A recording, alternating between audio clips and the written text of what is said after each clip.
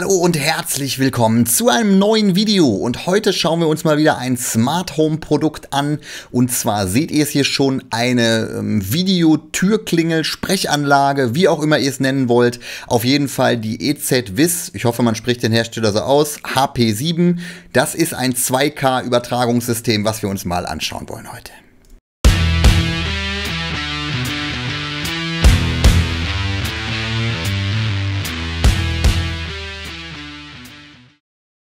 Ja, und wie immer werfen wir zunächst mal einen Blick auf die Verpackung. Das Ganze besteht aus einem Monitor, einer Kamera bzw. Klingeleinheit und natürlich einer App. Und hier sehen wir dann auch nochmal, wie das Ganze verbunden wird über ein Zwei-Kabel-System.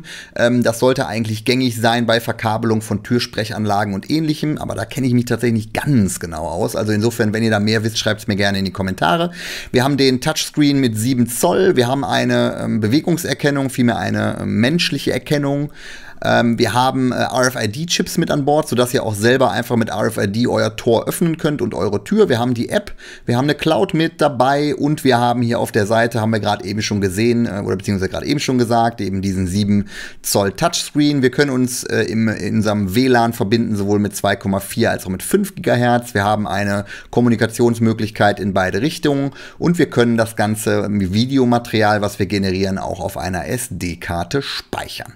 Gucken wir hier nochmal auf die Seite, da seht ihr dann jetzt die eigentliche Kamera oder das Klingelsystem, was mit 2K Qualität aufzeichnen kann, einen Weitwinkel von 162 Grad hat und die Videokompression ist sicherlich weniger interessant. Für die Nacht haben wir Infrarot mit an Bord. Wir können über 3 Methoden das Ganze öffnen, einmal über die App, über RFID und über den Touchscreen. Wir können unseren Namen vorne drauf schreiben und wir haben die Möglichkeit, verschiedene Klingeltöne zu hinterlegen und dass das Ganze wasserdicht ist, sollte, denke ich, sowieso klar sein, weil ansonsten kann es natürlich nicht draußen hängen. Hier ist dann nochmal verbildlicht, wie das Ganze verbunden wird, also eben die Tür oder das Tor und das Tor, man kann ja mehrere Dinge verbinden, die könnt ihr hier einfach mit der Kameraeinheit verbinden, das Ganze dann wiederum über ein Kabel mit dem Touchscreen oder mit dem Monitor, der dann über Power versorgt wird und vor allen Dingen der dann natürlich auch eine WLAN-Verbindung hat, um das Ganze dann in die App beziehungsweise falls gewünscht auch in die Cloud zu bringen.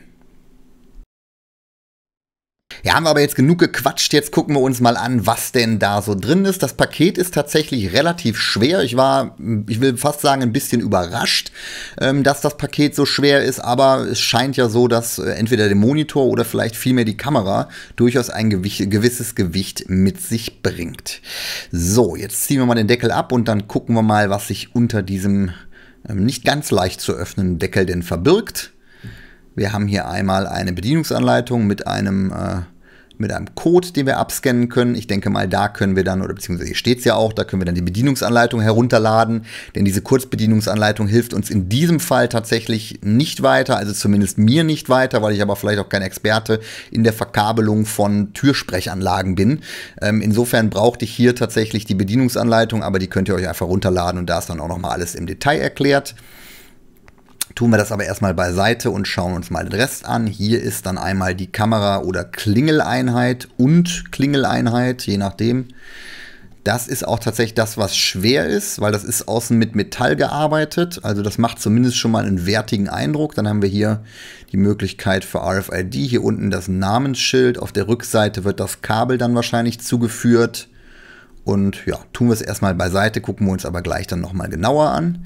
Dann haben wir hier einmal den Monitor. 7 Zoll finde ich übrigens eine gute Größe. Selbst wenn man vielleicht jetzt etwas schlechtere Augen hat, ist das definitiv eine Größe, wo ich sagen würde, da kann man gut was erkennen. Der Monitor löst natürlich, kommen wir aber später nochmal drauf, löst nicht ganz so hoch auf, wie die Kamera aufzeichnet. Sprich, ihr habt nachher die Möglichkeit, das Videomaterial noch in höherer Auflösung zu speichern, als es der Monitor wiedergeben kann. Hinten habt ihr gerade eben noch gesehen, die Verkabelung und so weiter und so fort. Das will ich euch aber gar nicht im Detail heute zeigen. Da hat der Hersteller selber ein Video zu gemacht. Ich glaube, das ist mehr wert als das, was ich euch hier zeigen könnte.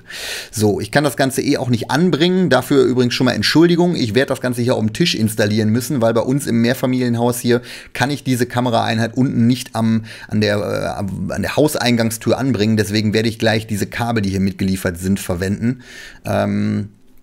damit das Ganze dann auch zumindest mal im Funktionstest so ein bisschen laufen kann. Es wird im Nachgang installiert bei meinen Eltern und da wird es dann auch hoffentlich seinen Dienst tun sozusagen.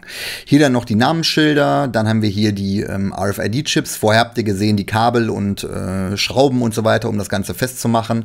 All das sollte, glaube ich, niemanden überraschen. Dann haben wir hier noch die Befestigungseinheit, auch die durchaus gewichtig, und da könnt ihr dann entsprechend hier diesen Monitor drauf installieren, damit er dann auch vernünftig an der Wand hält. Ja, erstmal ein umfangreiches Paket für einen, ich würde sagen, umfangreichen Preis. Von daher gucken wir uns mal die Funktionen an.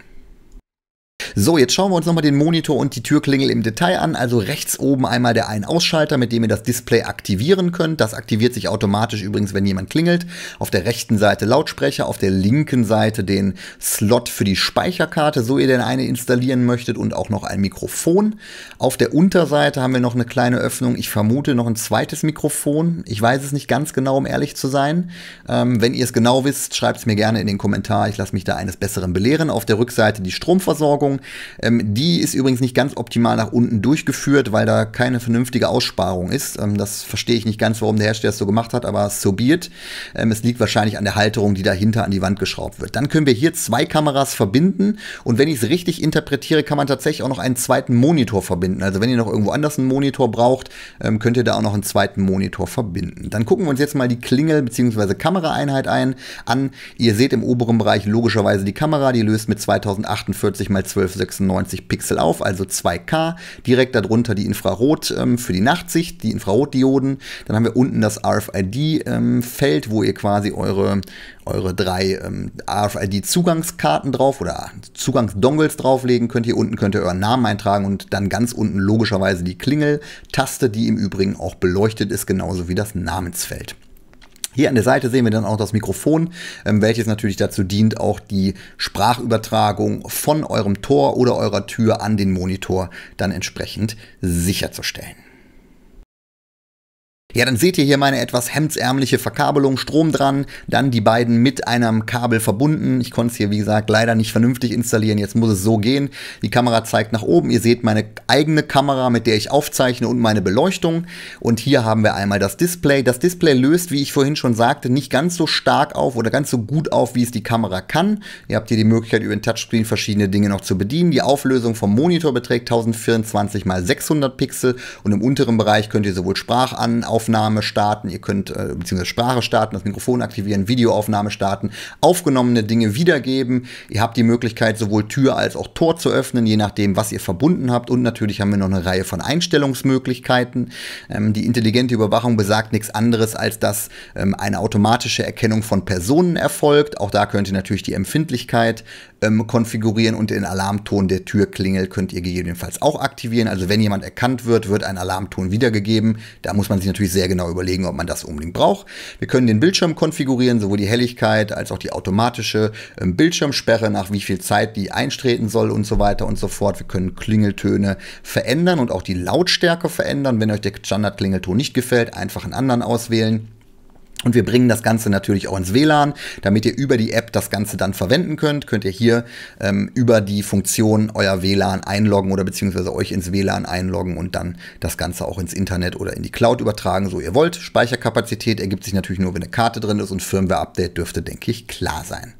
So, dann kommen wir jetzt gleich dann aber auch noch zur Kamera, denn hier gibt es jetzt nicht ganz so viel zu sehen, aber natürlich ist hier die Interaktion möglich, und ihr seht hier auch nochmal, dass sowohl das Klingelschild unten als auch das Namensschild beleuchtet ist, lässt sich ein- und ausschalten, so ihr das denn ein- und ausschalten mögt, macht aber für mich Sinn, dass das beleuchtet ist.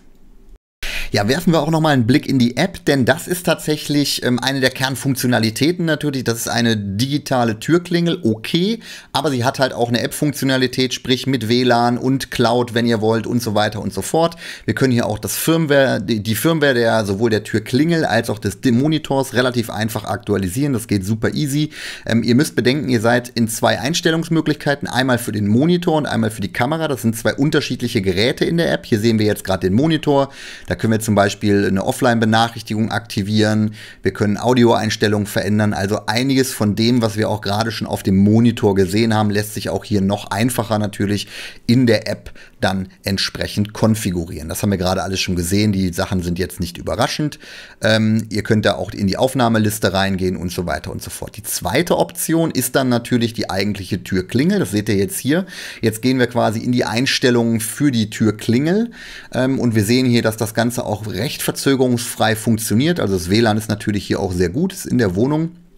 Je nachdem, wie weit ihr von eurem Router entfernt seid, kann das natürlich auch ein bisschen schlechter sein letzten Endes. Hier sehen wir dann, wir konfigurieren jetzt tatsächlich die Türklingel und nicht mehr den Monitor. Auch da können wir wieder einiges einstellen. Intelligente Erkennung, auch das haben wir gerade schon auf dem Monitor konfigurieren können. Aber logischerweise nicht für den Monitor, sondern für die Türklingel. Macht, denke ich, auch wiederum Sinn.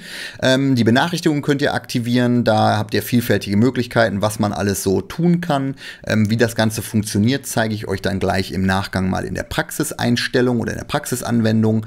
Auch hier besteht dann wiederum die Möglichkeit, noch einiges zu konfigurieren, zum Beispiel eure Stimme zu verfremden, wenn ihr das denn wollt. Also all das lässt sich hier konfigurieren, so man das denn braucht.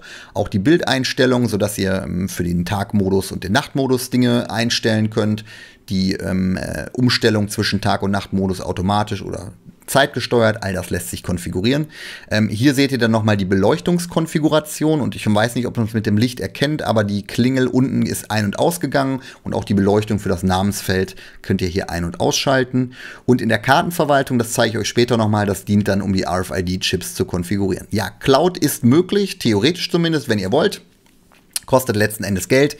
Auch das dürfte klar sein. Ihr könnt das Gerät auch für andere noch freigeben, sodass ihr nicht nur auf eurem Smartphone das Ganze verwenden könnt, sondern auch eure Tochter, Sohn, was auch immer, wer sonst noch Freigaben erhalten soll. Im unteren Bereich könnt ihr dann eine Kameraaufnahme starten, sowohl Video als auch ein Einzelbild, also sprich ein Foto. Ihr habt die Möglichkeit, hier entsprechend in das Anrufprotokoll zu gehen, so ihr denn schon Anrufe gehabt habt. Und Anruf bedeutet letztlich nichts anderes, als da hat jemand geklingelt.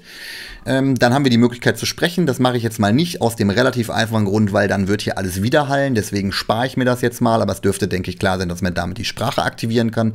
Ihr könnt hier sowohl die Tür öffnen, als auch das Tor öffnen, was ihr auch immer konfiguriert habt. Ihr könnt die Auflösung konfigurieren, mit der aufgezeichnet werden soll.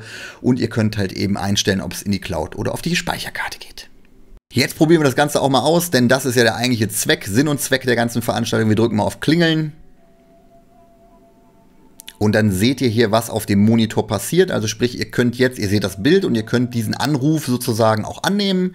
Dann wird wenig überraschend das Bild weiter übertragen und ihr könnt jetzt auch mit demjenigen sprechen, wenn ihr denn wollt. Ihr habt die Möglichkeit jetzt eben da die Tür, das Tor oder was auch immer ihr verbunden habt, auch dann zu öffnen. Das ist die eine Funktionalität. Das wäre dann sozusagen die Anwendung, wenn ihr nicht euer Smartphone verwenden wollt und gleiches, oder beziehungsweise jetzt machen wir noch einmal einen Klingelvorgang, was passiert, wenn die Kamera oder beziehungsweise die App geladen ist. Ihr habt euer Telefon dabei, geht auch von unterwegs übrigens, ihr müsst nicht zu Hause sein.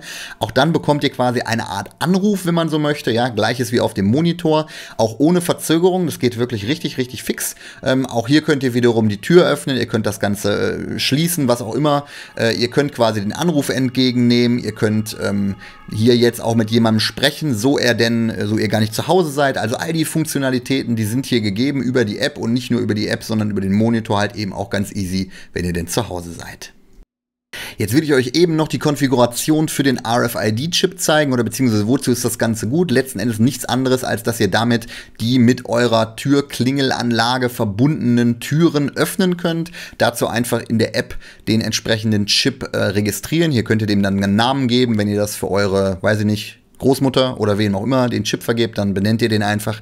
Ihr könnt sowohl dauerhaft als auch für einen benutzerdefinierten Zeitraum den Chip aktivieren. Also sprich, wenn nur jemand über euren Urlaub zum Blumengießen kommt, könnt ihr das Ganze auch konfigurieren. Dann einfach den Chip auf die Türklingel platzieren. Dann klingelt es, beziehungsweise es macht ein kleines kurzes Geräusch. Und der Chip ist entsprechend eingelesen. Und danach könnt ihr jetzt quasi mit diesem RFID-Chip, indem ihr ihn einfach vorne an die Klingelanlage haltet, könnt ihr quasi die Tür öffnen. Das funktioniert jetzt hier natürlich nicht, weil logischerweise keine Tür verbunden ist, aber ihr seht das Ganze oder beziehungsweise ihr hört vielleicht, das Ganze wird erkannt und damit auch geöffnet. Und damit sind wir auch schon bei meinem kurzen ersten Eindruck angelangt. Also insgesamt gefällt mir das System wirklich richtig gut. Vor allem die smarte Möglichkeit ist natürlich das, was die Erweiterung bietet zu dem, was normale Türklingeln und auch teilweise andere Türklingeln von dem Hersteller hier bieten. Ihr könnt noch eine zweite Kamera anschließen, ihr könnt ein zweites Display anschließen. All das sind Funktionalitäten, die das System durchaus auch noch erweiterbar machen. Ist das notwendig oder nicht, das müsst ihr selber entscheiden, hängt natürlich von der Größe des Hauses ab und wie viele Türen ihr öffnen wollt. Ich persönlich würde allerdings immer wahrscheinlich über das Handy das Ganze öffnen. Da könnt ihr einfach aus dem Garten heraus sehen, wer da kommt, mit dem sprechen und dann gegebenenfalls auch die Tür öffnen. Das ist eine richtig gute Geschichte. Die Verkabelungsmöglichkeit, da müsst ihr natürlich zu Hause prüfen, ob das für euch passt. Es ist nicht unbedingt immer gewährleistet und hängt natürlich auch von der Kabeldicke in Bezug auf die Reichweite dann letzten Endes ab. Die Auflösung der Kamera aus meiner Sicht über jeden Zweifel erhaben, das genügt völlig, was ihr da seht. Die Reaktionsgeschwindigkeit auch richtig, richtig gut, sowohl auf dem Monitor als auch auf dem Smartphone. Man muss letzten Endes natürlich wissen, dass der Monitor nicht so stark auflöst, wie die Kamera letzten Endes Möglichkeiten bietet. Ist aber nicht schlimm, denn man erkennt alles ohne Probleme und auch der Touchscreen funktioniert wirklich ohne weiteres. Auf dem Handy bieten sich noch vielfältige Mehrmöglichkeiten, als das ist aus meiner Sicht auch der eigentliche Kaufgrund hierfür, denn der Preis ist nicht ganz günstig, 280 Euro, das ist schon ein Happen Geld, aber wenn ihr den Funktionsumfang seht und den auch wirklich nutzt, und das ist, glaube ich, das Wichtige, insbesondere auch mit der Smartphone-Anbindung, dann kann das durchaus Sinn machen, so ein Gerät zu kaufen. Wie findet ihr es? Schreibt es mir gerne in die Kommentare. Habt ihr noch Fragen? Auch das sehr gerne in die Kommentare. Danke und Alexa, Kamera aus. Okay.